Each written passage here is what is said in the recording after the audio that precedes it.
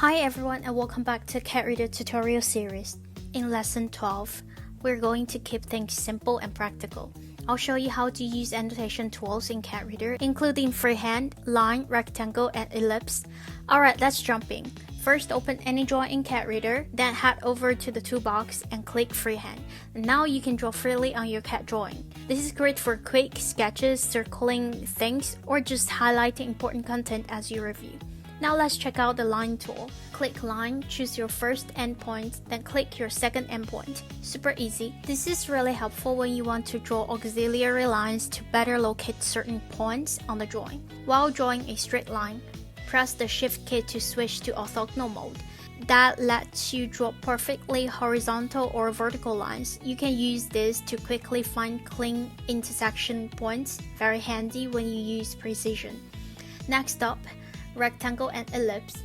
If you're working with drawings that have tons of text annotations, it can get messy fast. So instead of searching around every time, you can mark areas that need special attention. Mouse hover freehand, then choose rectangle or ellipse. Let's pick rectangle first. Just click and hold the left mouse button and draw the shape around the area you want to highlight.